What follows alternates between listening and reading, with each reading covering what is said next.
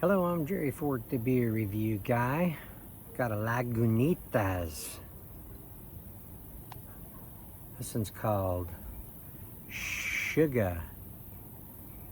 It's a 9.9% ABV, original recipe, special ale, it says.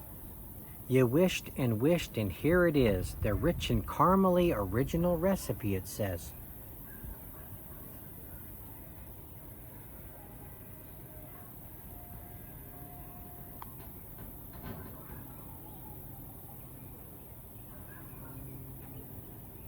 Brewed by the Lagunitas Brewing Company. Beer speaks, people mumble.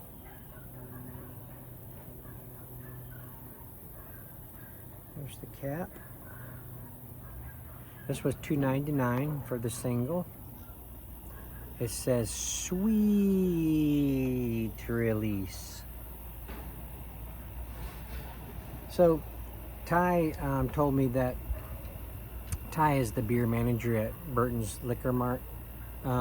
He says he recommends to let it rest, let this beer rest after you pour it for 10 minutes, somewhere around there. So I'm gonna get it open and we'll smell it and we'll let it set for a few minutes and then we'll check it out. Maybe I can find something to chat about. If it's not something if you don't want to hear the chatting, then you're more than welcome to fast forward to when I start drinking it. Okay?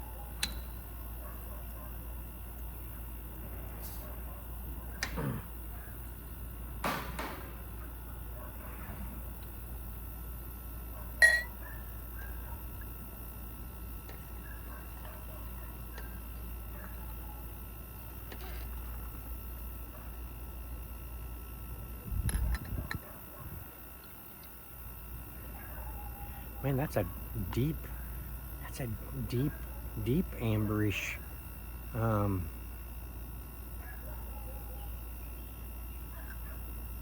It's like a dark ale. Oh my gosh. Wow. Man, does that thing smell good?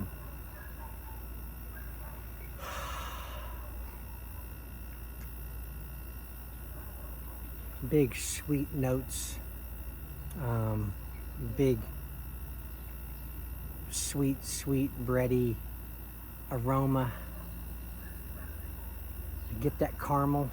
It smells almost like candy. Nice barley malts in there, some hoppage in there. Man, does that smell good. Finger of head. It's got a little bit of a frothy, soapy looking head. Some big bubbles from the pour on top there, mixed in with the frothiness. Deep reddish brownish color to it. Wow. Okay. Just got home from work a few minutes ago.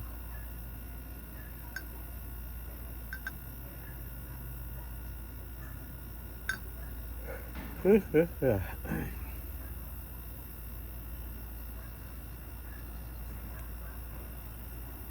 like every day I have somebody either on the way to work or on the way home from work testing my patience.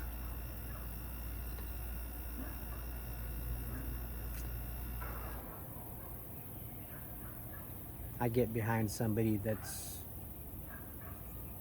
not going the speed limit, they're going slow and nothing I can do about it, but yet they ride my butt like it's my fault. Gets under my skin.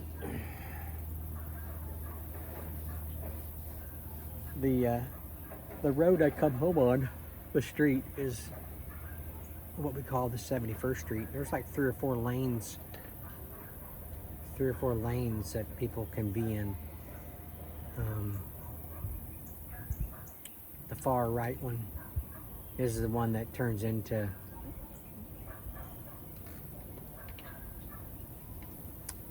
into a turn lane. But it's a little breezy out here. It's pretty nice right now.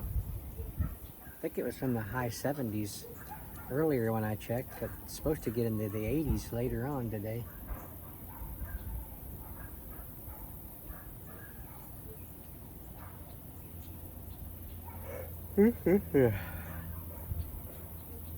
Ty said he just found it to be better if you let it set for just a little bit instead of just drinking, going right into it, you know.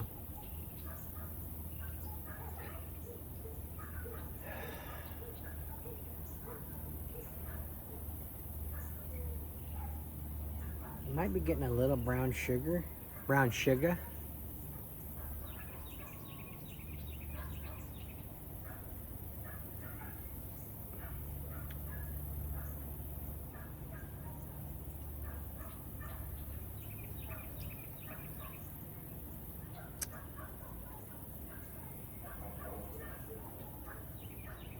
Smells really good. 9.9% ABV.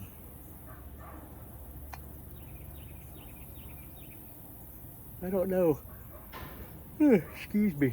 I don't know, Ty. I don't think I'm going to be able to wait 10 minutes. I'm afraid people will start complaining that it took me too long to take my first drink. They'll timestamp it at 10 minutes into the video. This is when he started drinking it. Don't bother watching this video. Oh, man.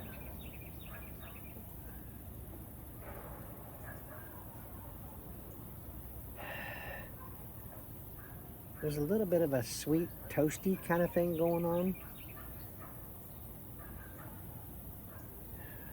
Man. SHUGGA. What is it? Because it's sweet? Because it's really sweet? Is that what that means? Apparently somebody wished and wished that they would do this. The original, the original recipe of this, I guess maybe this has been out a long time ago and then they just brought it back. The original recipe, what did they do, change it? And people weren't happy with it, said, we want the original recipe? I'll have to find out what's the story on this.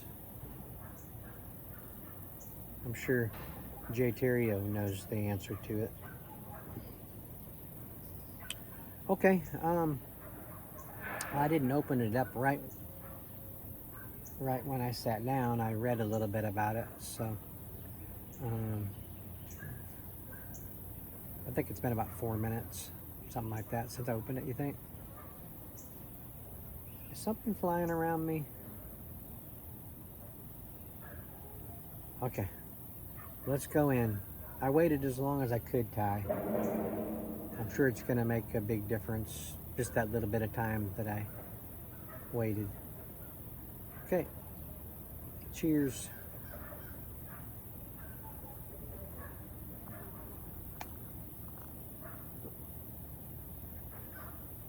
Oh my gosh.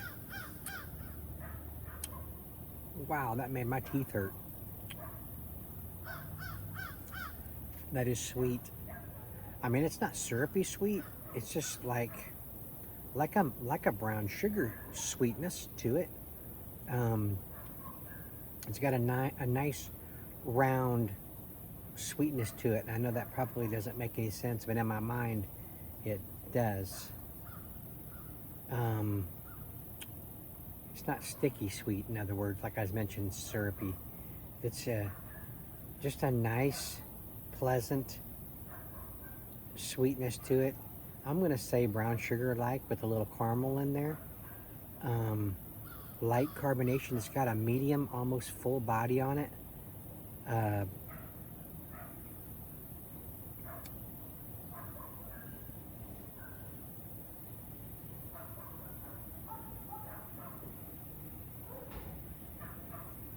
Wow.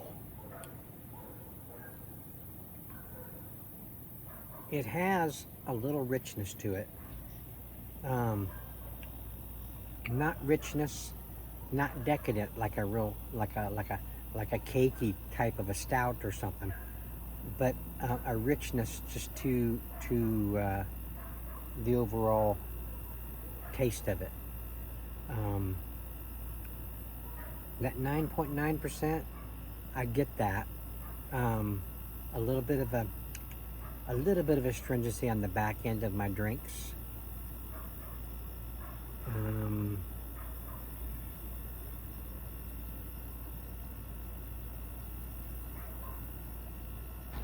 man, is that good? That is really good. I really like that. That's a 10 plus for me.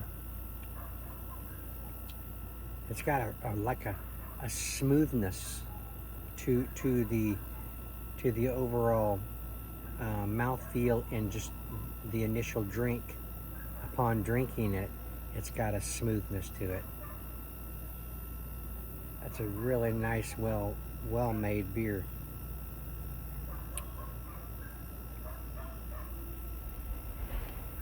Very enjoyable. Oh man.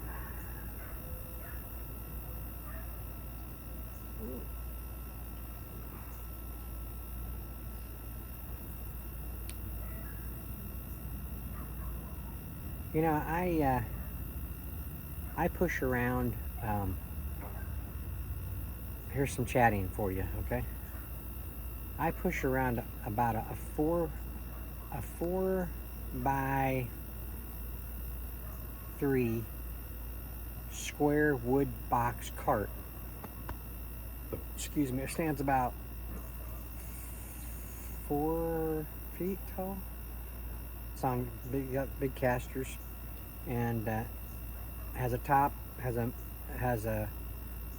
an opening on the bottom and a platform underneath. You know, you can put your paint on.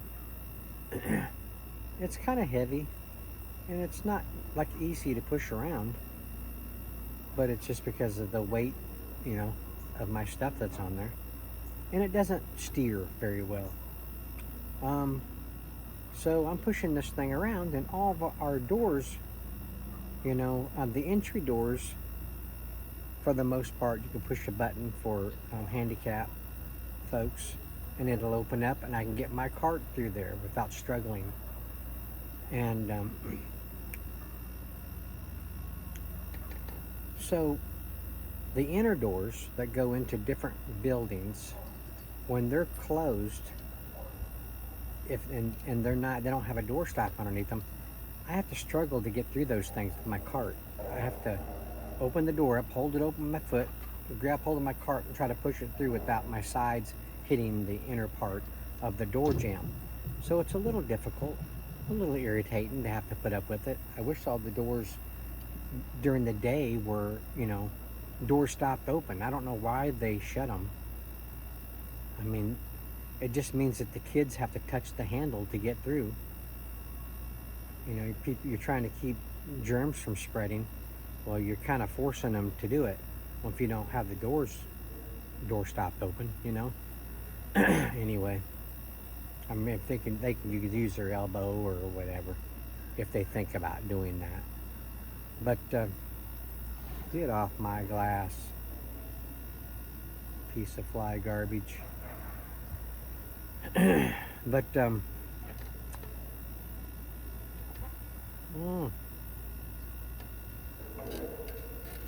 wow, that's good. So I'm pushing my cart. This is like 8 o'clock or a little after. I come into an intersection to go towards another building, and the doors are closed ahead. So I saw this one young lady. She come around. I'm like, I think she's coming my way. So I was thinking maybe she'd run ahead of me and open the door for me. No.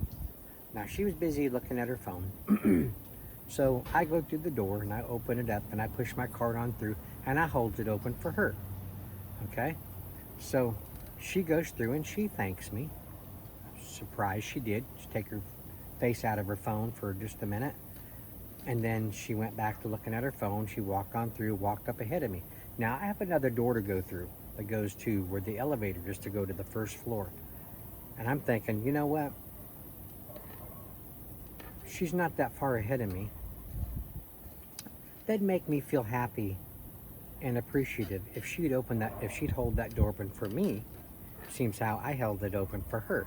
Doesn't that make sense? Okay, so I'm a going on, and I'm like, let's see what she does. Nope, she goes through the door. She just lets it close behind her. So I have to struggle to get through it. So it irritates me. You know, it's like a lot of these young people, a lot of them, they don't. They're so addicted to looking at their phone while they're walking. You know, you're gonna run into somebody one of these days, or into something that you're gonna get hurt, or you're gonna hurt somebody. You're gonna run into an elderly person that's struggling with a walker. I tell you, I had one guy. I got my cart right, you know, parked right here on the overside by the wall, and I'm standing right in front of it. And this kid is looking at his phone. He's heading right toward me. And I had to say, watch out. Oh, sorry. He was going to run right into me. I'm like, you know, in my mind, I'm like, what if I was an elderly person, barely, you know, struggling to stand up? He would have knocked me over. Because if I didn't say nothing, he was getting ready to run into me.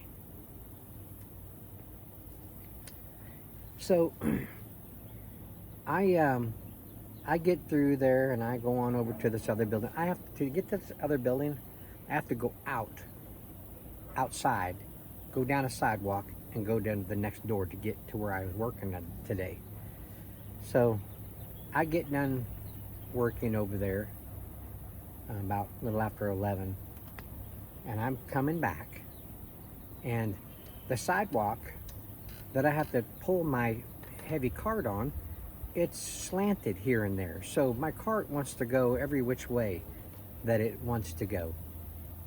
I have to, you know, either hold on real tight to it or just kind of let it go, and it ends up at its side and kind of rolling crazy like this, you know. And then I'm doing a little dance with it, and I'm twirling it around, and I stop and it goes by me, and then I flip it around and I go down. I'm putting on a show for everybody in the parking lot. There's people sitting out there in their vehicles, and I can only imagine. I wonder how many people recorded me pushing my cart. But so I'm coming down the main sidewalk to get into that other building where I came, you know, where I came to go to the job, to the project.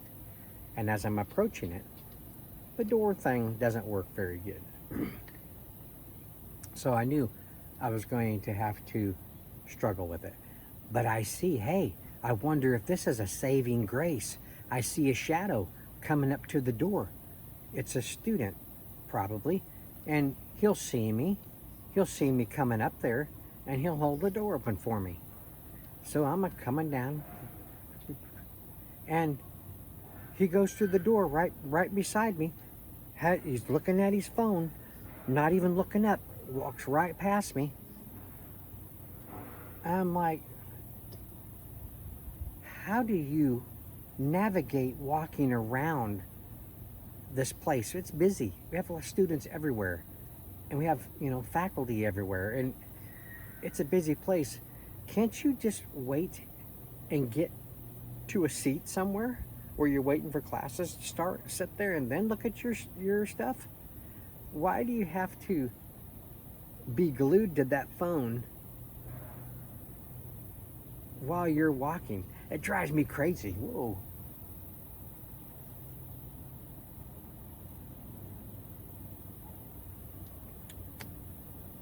So that was 2 times today.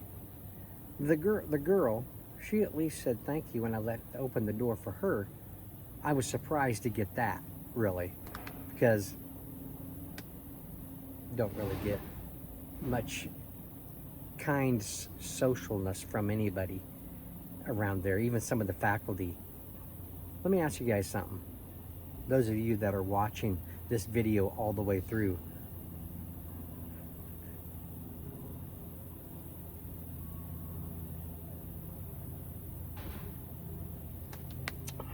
so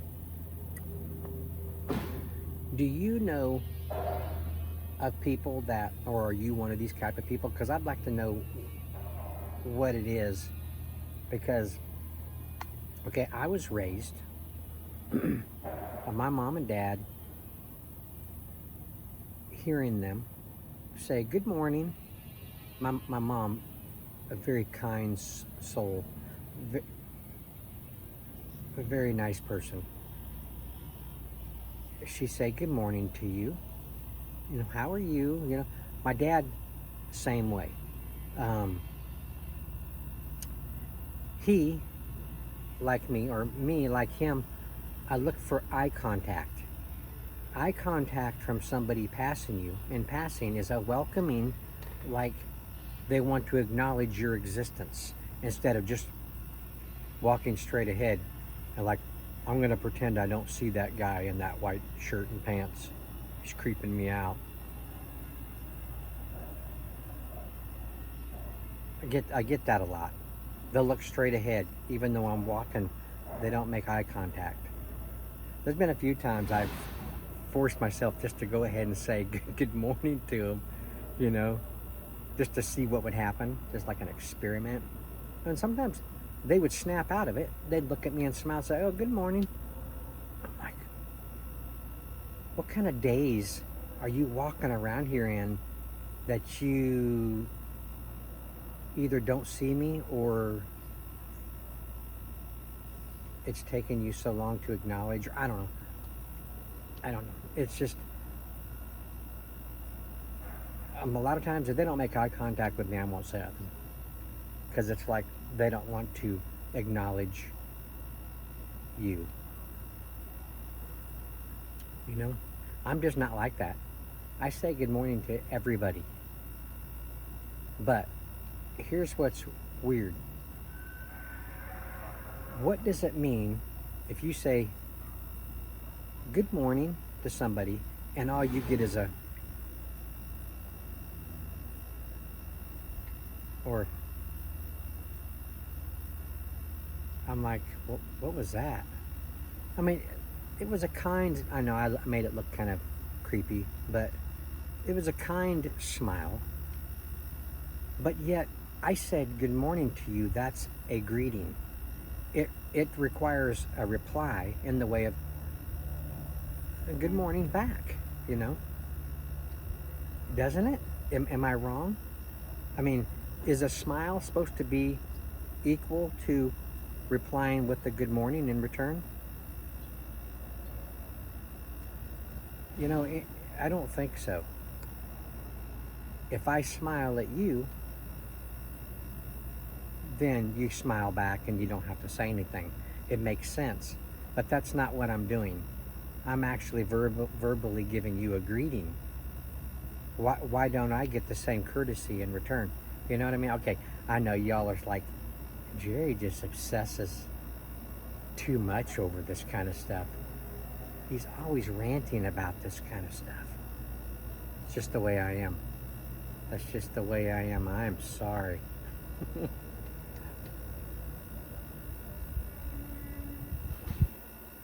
But I had faculty, faculty, they're the ones that set a lot of the example for students, I would think. Evidently, they're not getting it at home. They're not getting a good example of being a kind, social person out in the world. You know, you're getting ready to go, you're taking schooling, getting ready to go out into the world, go to a job. Where you're going to be forced to be friendly, the way you act, your character is going to reflect on your job. If you're at a cash register, dealing money or whatever, and you don't say anything and you're not kind, sometimes they go to the manager about it, especially if you don't reply to them after they're speaking to you. But for the most part, people will just be irritated about it and leave. You jack up their groceries, then they will complain. But it's like you are surrounded by people is it just like within the youth law that nobody says, you know, anything to each other? You just all just are meshed in a big herd of kids going to your classes to and fro, and just don't say anything to anybody unless they're in your clique, unless they're in your group, you know? Is that, I mean, that old painter guy, I ain't saying nothing to him. I don't, he's beneath me. I'm gonna be doing great things. All he's doing is painting around here. You know, he's a lower life form.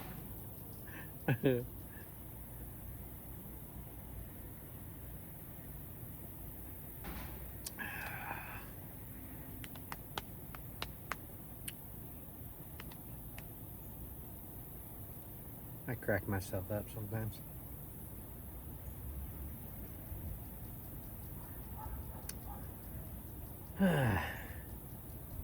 Anyway, but on the other side, I do have a lot also of these kids that will open the door for me. I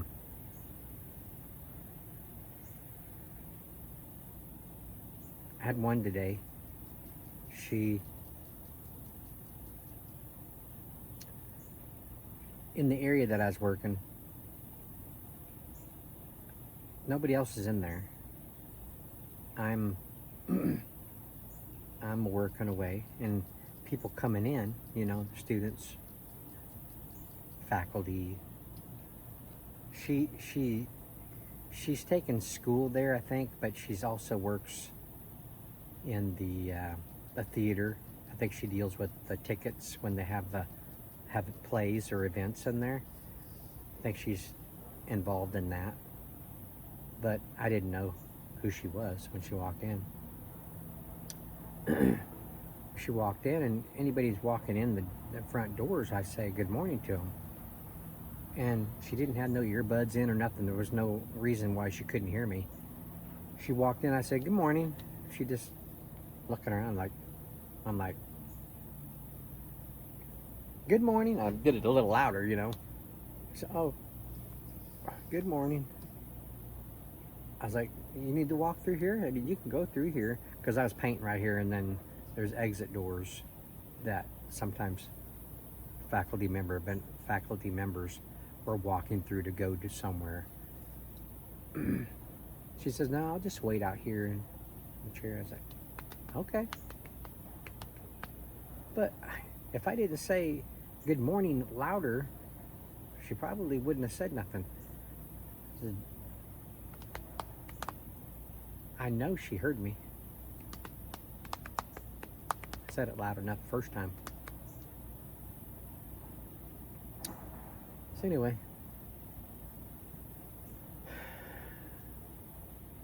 wore myself out talking about it all. It's a little humid out here.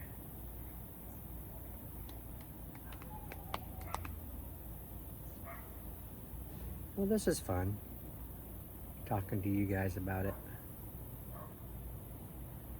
My wife gets tired of hearing my stories, so it's good to be able to tell you guys about it. You're only watching because you want to watch, not because you're forced to watch, right?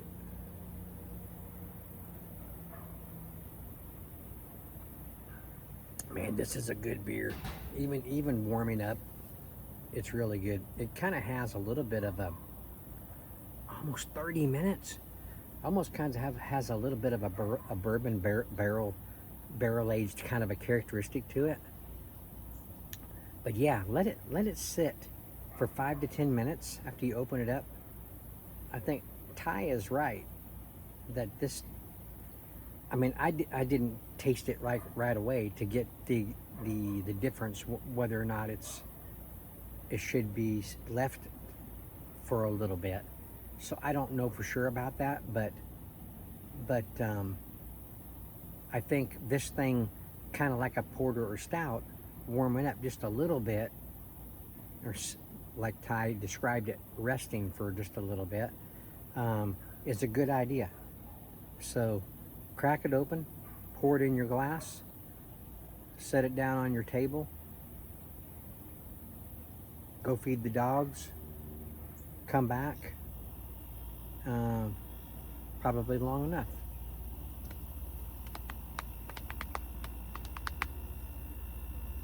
+10. Did I already say that?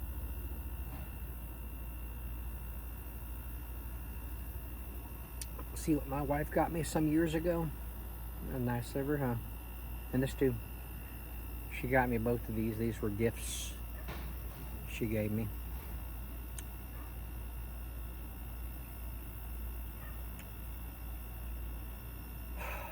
Okay. Well, I don't want to take up any more of y'all's time, so I'm going to bid you adieu. Is that right? Adieu? Is that French? Or au revoir? Au revoir, au revoir. Adios.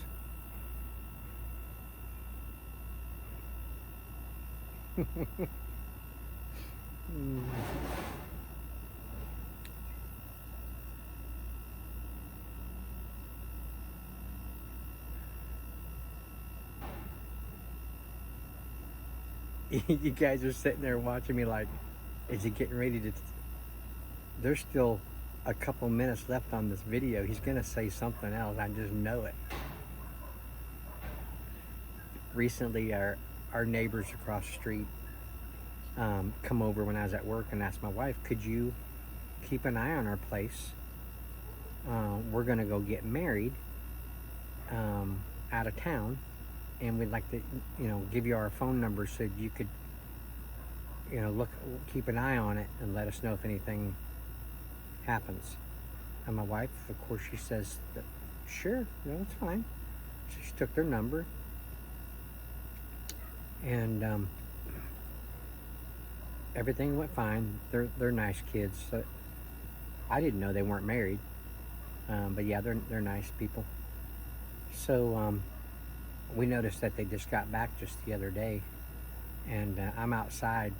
My wife and I went out to take the garbage to the street, and my wife's like, there's dogs in the road coming this way. I mean, it's dark out. All you can see is some little figures coming this way. We don't know, what kind of dogs they are or what, if they're aggressive or what. And so we hightail it to the yard, get within our safety, behind our gate, and find that they're little dogs. They have a Chihuahua, a Corgi, and they got some kind of a red lab. They got a white pit and another black lab, I think.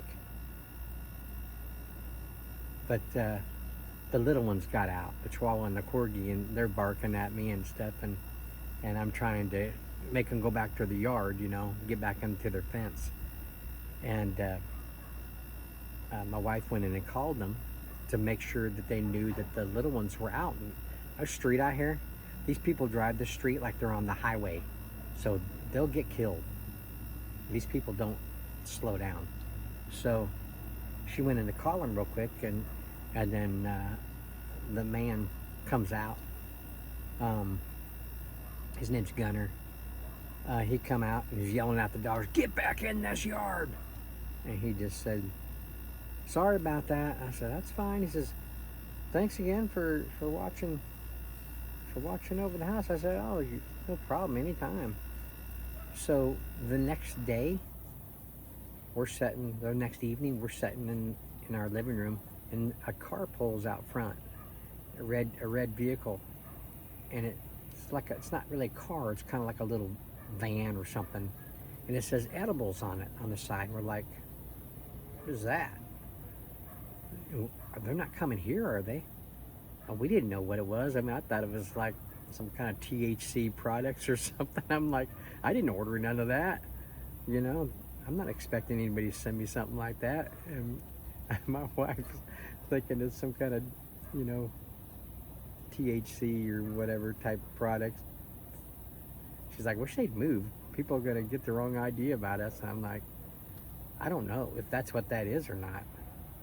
But pretty soon somebody gets out and said, oh my God, they're coming here. So I was like, what is this? So as she's walking up, she's got this little red vase type thing, but it's got fruit all around it, and it's covered with plastic. It's got melon balls and cantaloupe and all kinds of stuff. Pineapple slices dipped in chocolate. I'm like, what is this? And she comes up, she wants to get a picture with Ruthie on it to show that they're the one, that we're the right people that accepted it. So, like, lady says, who it's from is probably in that card, in the card on it. So we look on there, and it was them. They sent us that edible fruit arrangement thing. And that was really nice of them to do that. I mean, everything went smooth over there. The only call they got was just the one while they're already home, you know, so, but they're nice people. But it was a funny moment.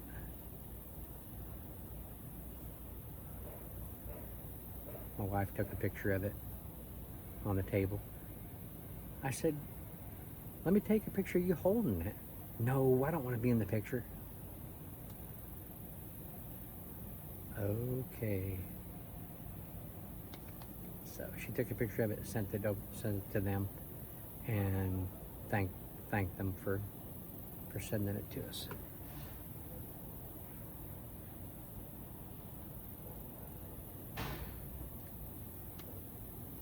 What a beer. What a beer that is. $3? You know, I've been so used to like getting beers that are like $1 a piece, with like within the Pick Six type things.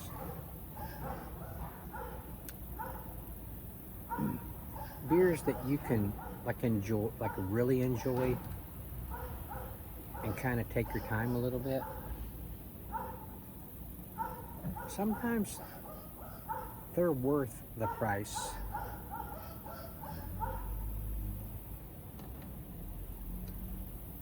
I hear a vehicle out front. I can't see it. But I just can't, for the most part, afford to buy this kind of stuff like all the time. And a lot of times in the past, liquor store people, they're not willing to break up 6-packs if it isn't already on the Pick Six shelf. But let me tell you, Ty, he's a good guy. Sam is a good young lady too. She works there, and she'd be willing to do the same thing. But I had 6 wrote down, 6 different beers that I was gonna see if he would break them into singles for me.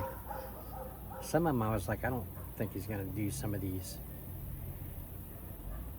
No problem at all. No problem at all. Surprised. My six beers that I had that I picked out come to a little bit over $20, and I was like, wow! I was surprised. I was really surprised. So I got 5 more pretty nice ones in there. So I'm stocked up pretty well right now. So you guys have some interesting ones to look forward to. I still got a 3-beer comparison to do. I still got my Old English 40-ounce bottle to do. I got 4 Angry Orchard beers to do from the Thriller series. I've got 3 more KBS beers to do. So I'm good. Definitely till next payday. So yeah, it's almost 40 minutes. I don't know what happened. I just started visiting with you guys. I hope you didn't have nothing else that you needed to get to. Your mom's like Roger, get in here and get this trash out. I told you 40 minutes ago, you quit watching that dadgum Jerry Fort, the beer review guy, and get in here and do your job. I wonder how much I'm blamed for people not getting their work done. No, that's silly. That's silly.